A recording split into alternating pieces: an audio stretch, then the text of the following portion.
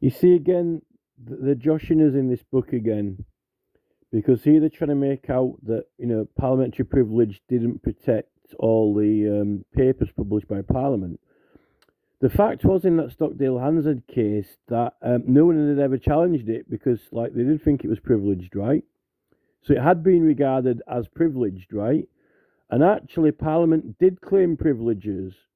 So Parliament's position was that it was privileged, and then but they took it to a higher court. Did the Stockdale versus Hansard case, right? And then the court kind of like ordered against Parliament, which is actually a breach of privilege. So in order to find a resolution to it, they made the Parliamentary Papers Act, right? The Parliamentary Papers Act said that it won't affect the privilege of Parliament. Nothing in that act would affect the privilege of Parliament. So, but really, the act is there to extend it and to make use of it. Well, they're trying to make out in here that the parliamentary privilege didn't extend to it. And it did extend to it because no one had prosecuted anyone because they thought it did. Stockdale Hansard was challenging the privilege, and actually Parliament upheld it, but then the courts kind of like interfered, and because the courts were imposing on privilege, then they decided, oh, we'll make an act to thoroughly and completely prevent the courts from doing that, right? But obviously, and then the subsequent cases actually made that act applicable without having to ask permission from Parliament, right?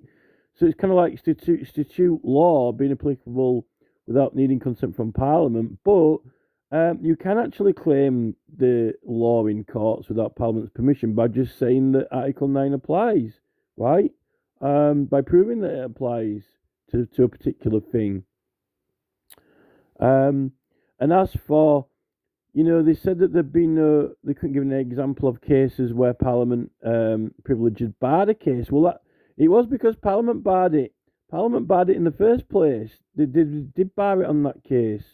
And as for the use of the Parliamentary Privileges Act, like 1770, you won't find much evidence of it because when you comply with and obey that law, it just postpones prosecutions. So all it will be is that people got prosecuted at one time rather than another time, and there might not have been any record or account on it with Parliament or the police because they just like waited to prosecute, and there might not necessarily be like the MP might have just claimed it like in a letter or in writing or by voice, like in person. So it would almost just be like kind of a footprint, kind of like dispersing it out.